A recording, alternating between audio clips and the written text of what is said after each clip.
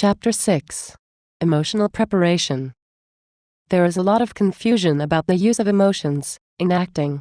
Frankly, emotions are not the most important part of acting. What are you talking about? You can't mean that. Emotions are everything. Yes, I do mean exactly that. You can be a person devoid of great emotional depth and still make a fine actor. That audiences take to. It all lies in how you use the emotions that you do have. Let me repeat that. It all depends on how you use the emotions that you do have. Any actor that has their full range of emotions available to them can act well and connect to their audiences. This seems like such a simple thing to me now, but when I first started acting, I was as confused about this as anyone. The trick is having your full range of emotions available to you when you need them. The process of growing up instills in the average person a number of inhibitions to the free expression of emotions. This happens, even in the nicest of families, to a greater degree than you might think. It happens worse in the dysfunctional families. But, no matter what your family type is, these inhibitions are necessary for survival in the world. The actor, however, needs to take the time to get in touch with every type of emotion, and needs to be able to allow themselves to express whatever emotion that the portrayal calls for. Every emotion. This is the part of acting training that is sometimes the hardest for actors to embrace because of these same inhibitions. I will talk more about this in the section on acting issues, but for the moment, let's assume that you have gone through acting training and have the free use of all your emotions. Just what are these emotions, and why in the world would I say that they aren't very important? Don't most teachers place a great deal of emphasis on them? Yes, most teachers do, primarily for the reason above. But, what most teachers leave out, is what I want to delve into now. In the section on the emotional bridge, I say very little about emotions. I did this for a couple of reasons. First, what you actually do is way more important than what you feel. Feelings are the source of what you do, not the actions themselves. It is the actions that tell the story. It is important to feel as freely as you can, but the feelings that you have are not the story. Notice that I say feelings, not emotions. I do this for a reason, which is the second reason that I didn't talk about emotions in the emotional bridge section. There's a difference between emotions and feelings. For an actor needs feelings, but emotions are only the means to generate those feelings. They are not, in and of themselves, feelings. Feelings are the combination of the following two things: your body's reactions to events, and decisions based on those reactions. In our everyday life, these two things are mixed together, but an actor can't be so casual about these things. An actor has to understand how to reproduce them on demand, and that takes the same depth of knowledge that, say, an artist needs to know about color. So, let's learn about our emotional colors. The emotional palette. Emotions are the body's reaction to all the physiological stimulus that our environment presents to us in our day-to-day adventures. A car nearly hits us and we stand there shaking. Someone says something that offends us, and we react with outrage. Our lover holds us and murmurs their love in our ear, and our heart swells. Something happens, and our opinion about who we are is suddenly turned upside down. These things happen somewhere, every day, and they are examples of the four major colors in the emotional palette. Those colors are fear, anger, upset, and elation. 1. Fear. Fear is the response our bodies have to anything that threatens our life or our ability to physically survive. We perceive that we are about to die or be harmed, and our bodies send massive surges of hormones through us to force us and to promote our survival. The effect of these hormones is to goad the body into action, to fight a menace, or to flee from it. This is called the fight or flight reflex. Courage is the will to harness this surge of hormones and to direct the energy to combating the threat. 2. Anger. Anger is a response to a violation of our boundaries or our rights. We all have things that we have learned or believe that we consider to be the right way for people to act towards us. When someone doesn't act toward us in these ways, our response is to become angry. Our belief in our rightness gives us the energy to confront, or to do something, to change the other person's behavior. So anger depends entirely on our sense of rightness and boundary. 3. Upset. This is our response to things in our environment that affect how we see ourselves, our self-esteem, and our relationships with others. Everyone has a self-image, and uses that self-image as a form of emotional foundation. Everyone also has desires about their relationships, both to others and to their efforts to be successful in life. They want these things to happen well. Anything that affects this foundation, and the connections we have to others, or our success, in a negative way, is upsetting. 4. Elation. This emotion is caused by the same self-image, desires, and relationships that have caused us upset. But in this case, the events of our life are positive and helpful to our survival. When our desires for ourselves, our lives, and our relationships are met, we are supported and validated as human beings. Our body's response to this is some form of elevated spirits. Why 4 categories? Why not 10? Well, because there seems to be only 4.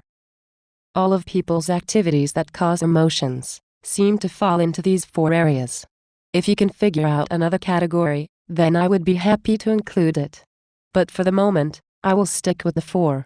But having 4 categories, or rather 4 families of emotions, greatly simplifies the actor's job of understanding the emotions of the story that they are presenting.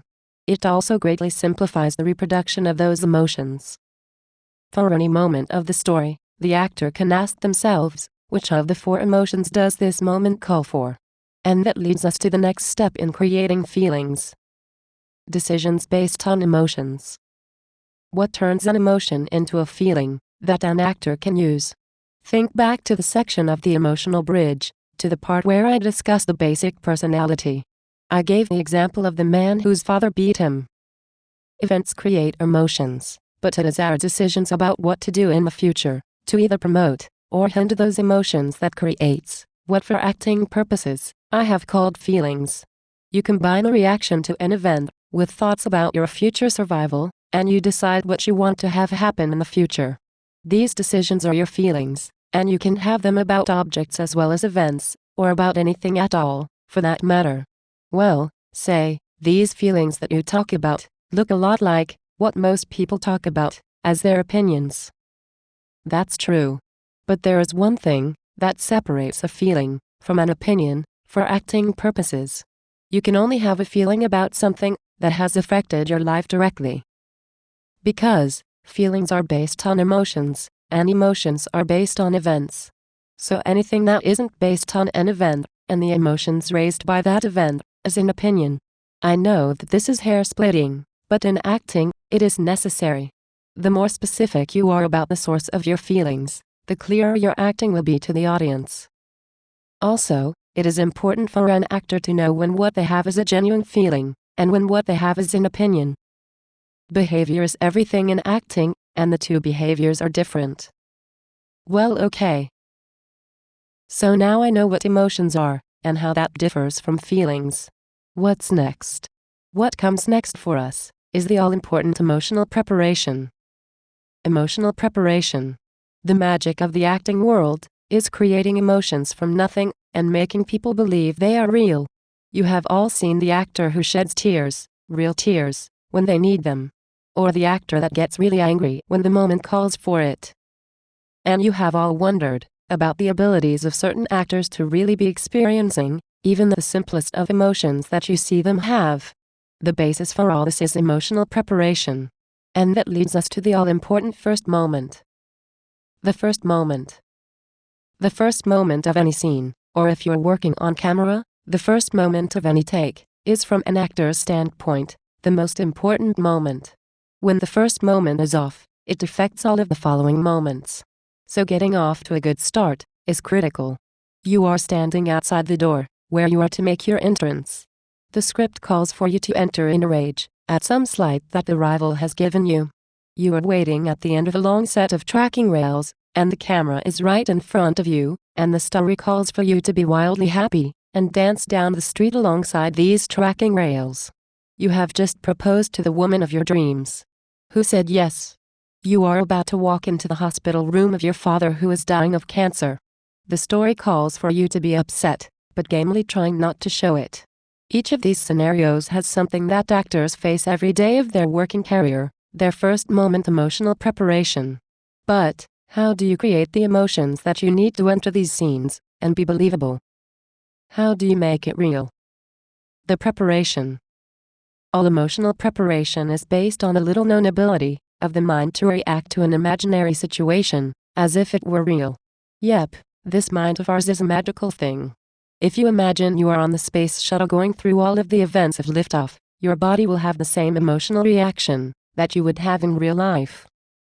The one big difference is that the reactions will not be the same strength as the real ones would be. Athletes use this function of the imagination to train for their sports all the time. They know that the mind's function is to recognize patterns in events. They use this ability to pattern their behavior. So can you. This is the same function of the mind that allows the audience to view the story and to get an emotional charge from it.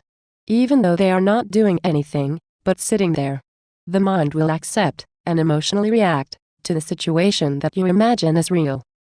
The more detail that you supply your mind, the more real you make it for yourself, the greater the emotional reaction you will have. Now, how can you use this ability of the mind to help you to prepare? Let's take the example of the man who just proposed to his dream woman. The actor, that's you, says to himself, I want to be deliriously happy at this moment. So the emotion that you are going for is a form of the emotion, elation. You then create in your imagination a parallel situation that gives you the same feeling of elation that you need for your scene. This scenario needn't be the exact same thing that the story contains. In fact, it should be as different as you can make it, but it needs to be the same type of emotion. The closer you match this exact type, the more useful it will be for you. I want to caution you about one thing. This technique stays away from using your real-life experiences. It does this for 4 reasons. First, the events of your real life are sometimes traumatic and hard for the actor to approach unaided. It isn't very healthy for the actor to delve into this territory alone, and the director or acting teacher is not qualified to help. Therapists are the best helpers for approaching these traumatic events of the actor's life. Second, the events of your life, even when they are appropriate, will after a short time drain off their emotional charge. While they might be good for a time, they will dry up quickly. Third, they probably won't give you the most appropriate emotion for the scene. They may also bring into the story, without your wanting it, a feeling that has nothing to do with the person that you are portraying. Along this same line, not everyone has a wide enough experience to draw on, especially young people. So matching up your real-life experiences to the story will probably leave you short of what you need. Fourth, the emotions that are called for are not so much the emotions of your specific life events, but the primal emotions that are common to every human interaction of that specific type. The primal source is what you want, because you are telling a story that needs to have emotional meaning for everyone in the audience. The only way that you can do this is to go back to the primal source, back before that smooth hard layer of social interaction was placed about you. So, you need to be deliriously happy. You find an imaginary situation that makes you that same type of deliriously happy, or angry, or sad, or afraid, whatever that is, and you imagine that you are in that situation. In your imagination you go through that scenario step by step from wherever it begins, until it reaches its peak, and then you say to yourself this sentence. Not only did I just do your imagined scenario, but now I have to deal with the scene. Then you carry that emotion with you into the acting situation. What you are doing here is to generate a feeling, using this trick of the mind I told you about. Then you are connecting it to the circumstances that you are about to go through, to give you your first moment's emotional state. So, you then enter the scene, with the appropriate emotion attached to this circumstance, and precisely that emotion. One of the surprising things is that if you do your homework, if you are trained so that your primal emotions are available to you, if you throw yourself in the imaginary situation, if you do all this, the emotion that you start with will not be alone. Behind it will be a host of emotions and attitudes, all key to this one emotion. We won't see those other things, but we will feel their presence in everything that you do. And this is the force and power to acting. The magic is that the audience can't see the other situation that you imagined. They can only see that you have the right emotion coming in the door, or starting the scene, behind which is all the energy of your preparation. Here is a list that will make this clear, if it isn't. Step 1. Decide the type of emotion that you need to generate. Step 2. Create a parallel imaginary situation to generate that emotion. Step 3. Link the two together with the linking sentence. Step 4. Make your entrance, or begin the take. The other remarkable part is that the more you practice using the structure, the easier it gets. The first time you try, it won't feel like you are doing anything. Then it will get very awkward for a while, then you will get the knack of it, and it will get easier and easier every time that you do it. But even the best of magic has its problems, and with this magic, there are two problems that come up quite quickly. The first of these is that the parallel situations that you use tend to go stale and flat after a while. The fix for this one is as easy as changing the parallel situations when you begin to feel this happen. Since you are using imaginary situations and not something from your real life, this is easy. Simply think up another situation that gives you the same type of emotion. The second problem is that actors who are not so secure with this technique will sometimes hold on to their emotional preparation after the beginning of the scene. Now, while it is true that feelings tend to repeat themselves, this is not the same as using your emotional preparation to keep yourself from having your reactions to the other person while you are acting. This is why emotional preparations comes under the heading of the first moment. Because emotional preparation only applies to the first moment. The moment that you enter the room, or that you begin the scene, you must forget about your preparation and concentrate on responding to the other person. The time for preparation, homework, and analysis is over. The time to act has begun. You walk in with the right emotion to start with, but from that moment on, the other people and events in the scene gives you your emotions. You no longer create them from yourself, but have them according to what happens. So your preparation is the only time that you will ever generate emotions by yourself. That's it. That's the big deal about emotional preparation. There must be more. It can't be that simple. Can it? Yes, it can. And that brings us back to what I said in the beginning of this section. Emotions in and of themselves are not the most important part of acting. It is more important to have the appropriate feeling at any given moment in the story than it is to have tons of feelings or emotions. A little bit of real emotion properly applied will go a long way into the heart of the audience. So all you actors that don't have all the emotional depth that you would like to, relax. You don't need that much anyway. And all you actors who think that acting is having emotions dripping from every pore, well, you can relax too. Now that you have emotional preparation down, you can use that same structure to do another really nifty acting thing. But that properly belongs to the next section. So let's go there. Thanks for watching.